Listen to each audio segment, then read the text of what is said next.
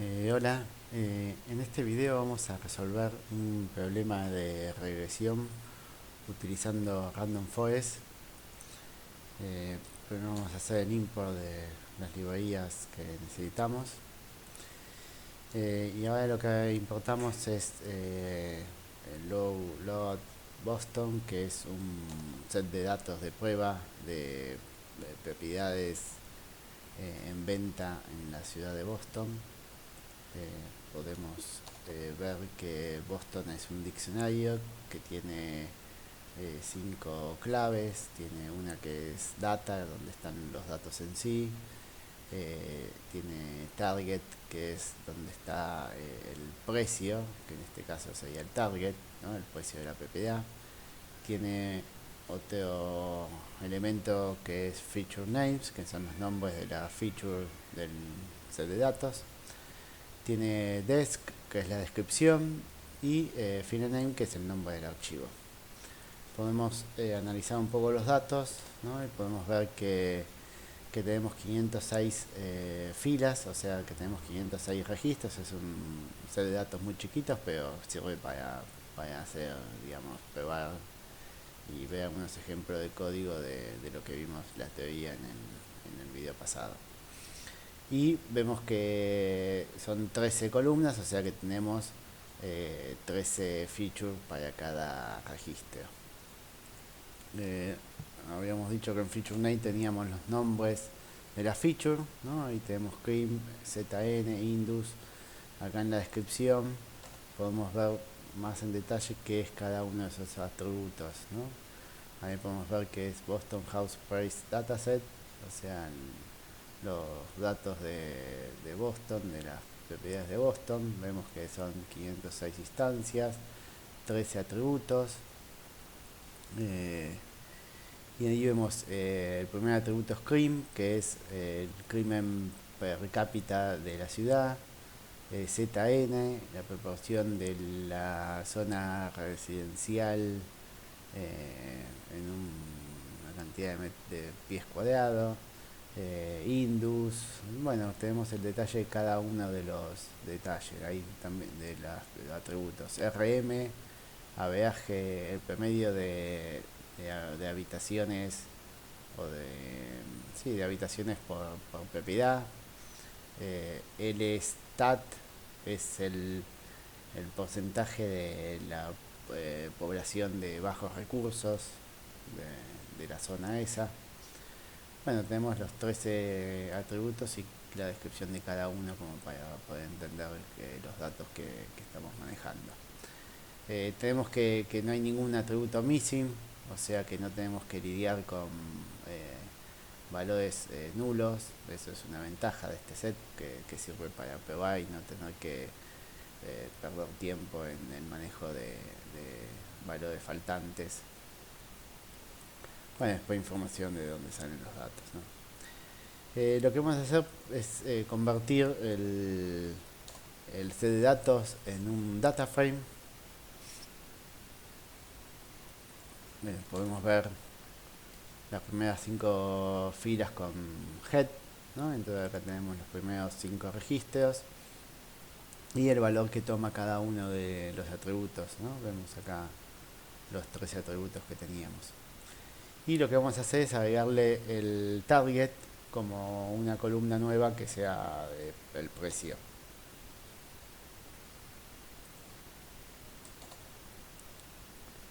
¿No? Y acá podemos ver la información del data frame ¿no? Donde vemos que tenemos los 14 atributos ahora, porque tenemos además el precio. Tenemos que son 506 registros, que no en ninguno de los atributos tenemos valor nulo, que todos están como float, ¿no? Y mucho más, ¿no? Son 506 entradas, total columnas 14, porque está el precio que tenemos los 13 atributos y el target, que es el precio. Podemos ver un poco de información estadística de las features, ¿no? Con describe. ¿No? Vemos la cantidad de valores, el promedio, la desviación estándar, bueno, como para tener cierta información de los datos. Bueno, vamos a separar en X e Y y vamos a dejar en X los atributos y en Y la variable a predecir, o sea, el precio, ¿no? Lo que vamos a importar acá es la función trainTestSplit, que es lo que nos permite separar un set que tengamos, en este caso en X, que tenemos los datos, lo separamos en un set de entrenamiento y un set de testing, ¿no? Entonces vamos a tener en XTrain vamos a tener el set de entrenamiento, en XTest el set de testing, en eTrain tenemos los valores del, del precio, o sea, del target para el set de entrenamiento, y en eTest tenemos los valores del target para el conjunto de test, ¿no? Acá en la función TestSplit recibe X e Y, o sea, los conjuntos completos, y qué tamaño queremos utilizar para el set de testing, ¿no? En este caso usamos el 20% para el set de testing. Y por último nos permite setear un random state para que cada vez que lo corramos tengamos la misma división y no depender de cómo hacer la división cada vez que corremos el node de esta. Entonces ahí ya tenemos separado en el conjunto de entrenamiento y de test. Bueno, lo que vamos a hacer es aplicar un random forest para resolver este problema de regresión que intenta predecir el precio de la PPA en base a los atributos que tenemos. Algunos de los hiperparámetros que tenemos disponibles en random forest. NEstimator es la cantidad de árboles a construir, ¿no? Cuando vimos la parte teórica de Random Forest vimos que con Random Forest se crean N árboles de decisión que se utilizan en simultáneo para clasificar un dato, ¿no? Entonces en este caso este valor se modifica y se setea con NEstimator. Por defecto el valor es 100, o sea, por defecto va a utilizar 100 árboles para predecir. Luego tenemos el hiperparámetro maxDepth. MaxDepth lo que hace es setear la máxima profundidad de cada árbol, ¿no? O sea, cuántos niveles podemos irnos en cada uno de los árboles. Otro hiperparámetro es el min sample split, que es la cantidad mínima de datos requeridos para splitear un nodo interno, ¿no? Esto es para evitar, digamos, el overfitting, ¿no? Para hacer un corte cuando haya una cantidad mínima de datos. El valor por defecto es 2, o sea que no va a ser un split si si el nodo tiene 2 o menos datos. Otro hiperparámetro es min sample leaf, que es lo mismo que el anterior, pero para un nodo hoja. El valor por defecto es 1. Y también tenemos max features, que es la cantidad de features a considerar cuando se busca el mejor split. O sea, esto que, digamos, en cada árbol de random forest se usa una selección aleatoria de los atributos. Con este hiperparámetro podemos modificar qué cantidad se utiliza para cada uno de los árboles, ¿no? Por defecto es n, que n es la cantidad de atributos. Hay otros hiperparámetros, pero bueno, estos serían los principales. Hay algunos hasta también para manejar cuántos njobs se llama, que es para manejar cuántos trabajos en paralelo se ejecutan, ya que los árboles, cada árbol de Random Forest es independiente. Podemos utilizar la cantidad de CPU que tengamos para ir construyendo los árboles en paralelo. Así que hay un hiperparámetro, pero no es del método en sí, sino un tema de procesamiento que indica cuántos procesos corremos en paralelo para poder construir los árboles en paralelo y ganar tiempo. Y después hay algunos otros hiperparámetros específicos del método, pero bueno, estos son los principales como para digamos, ahora poder jugar un poquito modificando algunos de estos hiperparámetros y viendo cómo cómo se modifica las predicciones y el error de las mismas. Bueno, vamos a primero a entrenar y predecir con un random forest utilizando los hiperparámetros por defecto. Con Random Forest Regressor, ¿no? Como este caso es un problema de regresión, utilizamos el regresor, si no tenemos el Random Forest Classifier. Y en este caso solo le pasamos el Random State, que es nuevamente para que siempre tengamos el mismo resultado, ¿no? Le pasamos Random State 1. Y de esta forma creamos el modelo en RF Model. Luego con Fit lo entrenamos y le pasamos el set de entrenamiento y el e-train, o sea, el target de esos datos de entrenamiento.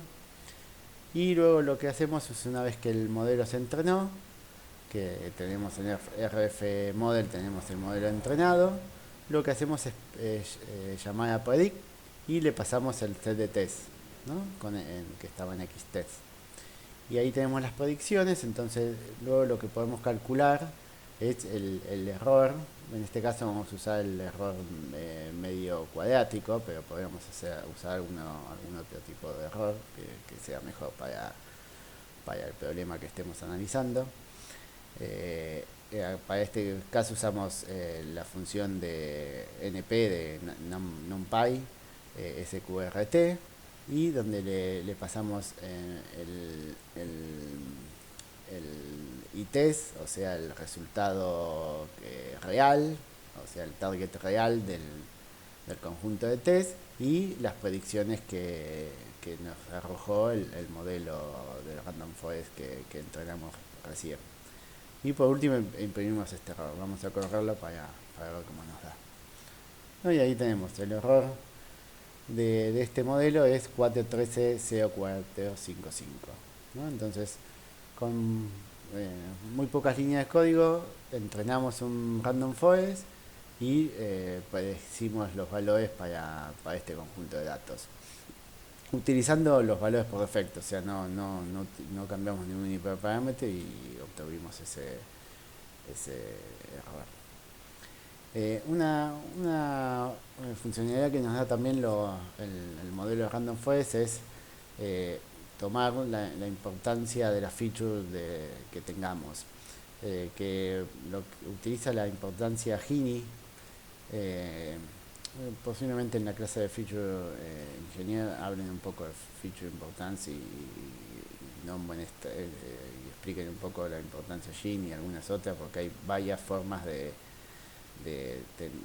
calcular la importancia de la feature cuando tenemos muchas features y tenemos que hacer una selección de features. Bueno, a veces es importante saber cuáles son las features más importantes, ¿no? Para quizás tratar de sacar algo más de esa feature o descartar las features que no aportan nada.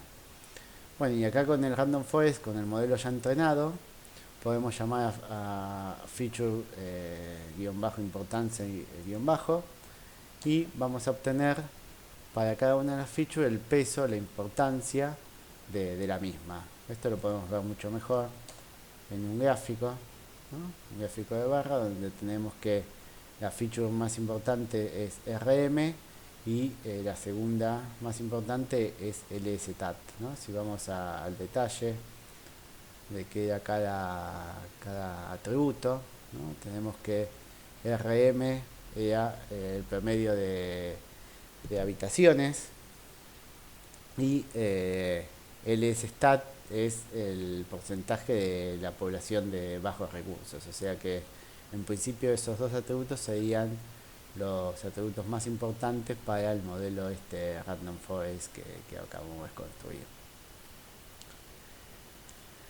Y ahora lo que vamos a hacer es jugar un poquito con los hiperparámetros y ver cómo se modifica las predicciones y el error de las predicciones, ¿no? Entonces acá creamos un Random Forest usando solo 5 árboles, ¿no? En el caso anterior usábamos el valor por defecto, que eran 100 árboles. Ahora lo que hacemos es usar 5 árboles, ¿no? Y después es lo mismo, hacemos el fit para que entrene y las predicciones y luego calculamos el error. Bueno, y ahora tenemos 389, o sea, tenemos un poquito menos, ¿no? usando solo 5 árboles tenemos un poquito menos de error que antes. Interesante, ¿no? Podemos modificar el hiperpatio y agregar, digamos, seguimos con los 5 árboles nada más y colocamos el Max Feature en 10, ¿no? O sea, que en vez de tener en cuenta las 13 features, solo tenemos en cuenta 10 features para cada árbol. Y vemos, y nos dio un poquito mejor todavía, ¿no? 384. O sea, eh, pensando un poquito qué puede estar pasando, ¿no? Que cuando teníamos 100 árboles eh, anduvo un poquito peor que cuando lo reducimos a solo 5, ¿no? Uno podría pensar que con 5 árboles iba a poder decir peor, ¿no? Pero tenemos un error menor, así que, bueno, quizás lo que estaba pasando es que había un problema de overfitting, ¿no? Que estábamos ajustándonos demasiado a los datos y con solo 5 árboles tenemos un modelo más simple, pero que generaliza mejor y por ende en el set de testing nos da un mejor error, ¿no? Y igual que cuando tomamos solo 10 features, ¿no? Ahí también, como estamos dejando feature afuera, bueno, también lo veamos un poquito mejor de error en las predicciones. Ya lo que podemos ver también es qué pasa si usamos solo 5 árboles, o sea, n estimator igual a 5, y la máxima profundidad en 2, o sea, max depth igual a 2. O sea, ¿qué vamos a hacer? Vamos a crear un, eh, un árbol que es menos profundo, un árbol más simple, ¿no? El valor por defecto de max depth que teníamos, que usamos antes es max depth, no lo tenemos acá. A ver, podemos ver, creo que 5. El valor por defecto de max depth es 5. Bien, bueno. Entonces, a ver, lo que hacemos es crear un árbol que es menos profundo y por ende es más simple, ¿no? Y vamos a ver qué es lo que nos da.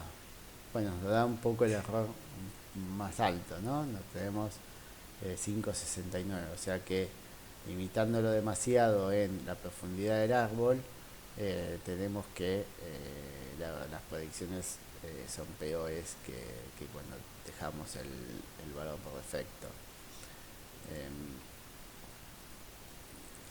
Acá podemos ver las importancias, ¿no? Acá cuando solo dejamos de máxima profundidad 2, podemos ver que los únicos atributos que utilizó fueron RM, LSStat, que eran los dos más importantes de antes, y CRIM, que era el tercero, ¿no? O sea, todos los otros atributos, como lo limitamos en la profundidad, no llegaban a hacer ningún split por ese atributo, que era donde se ponía más fino, ¿no? El modelo.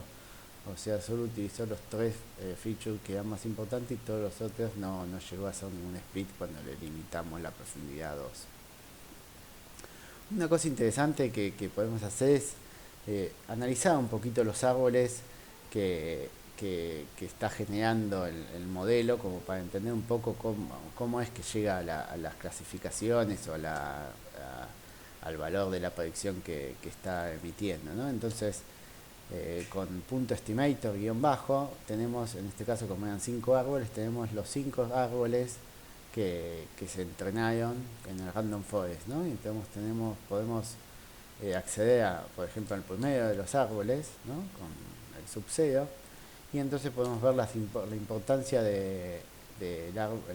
digamos, de los features en el árbol este, ¿no? Y acá vemos que este árbol usó únicamente el atributo RM y el atributo LSStat.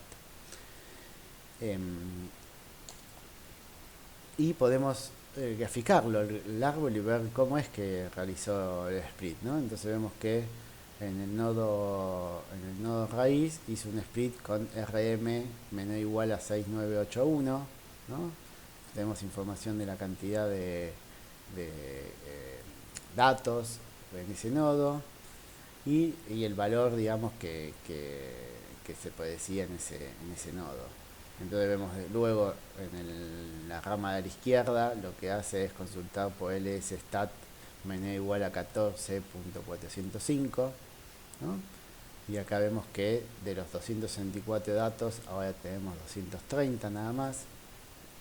Y luego consulta, eh, digamos, llega a un nodo hoja donde tenemos que el valor es 23.23.674 y si LSStat es mayor a 14.405, tenemos que el valor que predice es 14.704, ¿no? Y luego tenemos la otra gama. Pero bueno, podemos analizar cómo es que realizó las predicciones, en este caso como son árboles de max depth 2, o sea, de máxima profundidad 2, son árboles chiquititos y son fáciles de analizar. En un caso más general, donde tengamos mucha más profundidad, bueno, puede ser más difícil analizarlo, pero bueno, podemos verlo y tratar de entender por lo menos cuáles son los splits más importantes, que son los que se encuentran en la raíz o más cercanos a la raíz.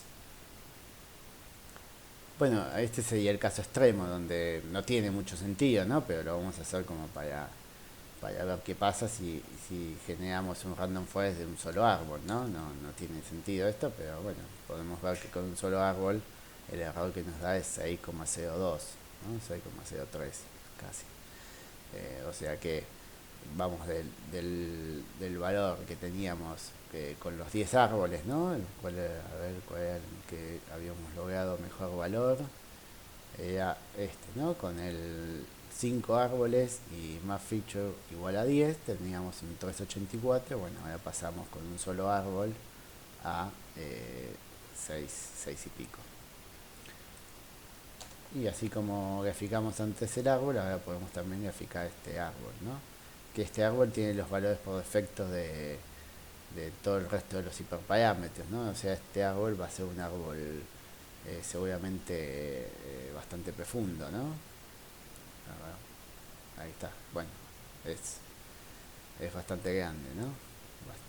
Tienes bastantes niveles y vemos que se hacen bastantes splits en varios de los nodos. Acá yo había dicho que el max depth de A5 no, debe ser bastante más, o no debe estar limitado el max depth. A ver, vamos a chequear la documentación, así. A ver. Uh-huh. Random forest perverso.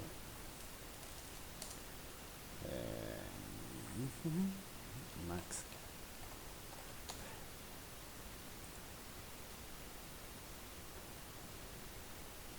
No es claro, no es sin límite, por defecto no hay límite en la máxima profundidad, ¿no? Por eso no había puesto nada en el detalle. Bueno, o sea, acá vemos un árbol solo, pero digamos que es un árbol complejo y por eso con un solo árbol, bueno, se logra un error reducido igual, ¿no? Y acá tenemos un solo árbol y 20 datos como mínimo split. ¿Qué va a pasar? Si limitamos en cuántos datos el mínimo para hacer un split, lo que va a pasar es que no lo va a dejar crecer tanto, ¿no? Entonces, si ahora el error bajó, ¿no? 5,66, ¿no? Teníamos 5,66 6 y pico antes y ahora tenemos un árbol mucho más chico que antes, ¿no? Porque no va a ser split de un nodo que tenga menos de 20 datos. ¿No ves? Acá vemos que hay unas hojas con 19, hojas con 12, ¿no? Este nodo que tenía 22 sí hizo el split, pero este que quedó en 19 no hizo ningún split. Bueno, esto fue un poco de una introducción a Random Forest y ver un poco el código, cómo hacerlo realmente y el manejo de algunos hiperparámetros como para ajustar cómo puede predecir el árbol modificando los hiperparámetros y tratando de lograr una predicción mejor de nuestro tablet. Gracias.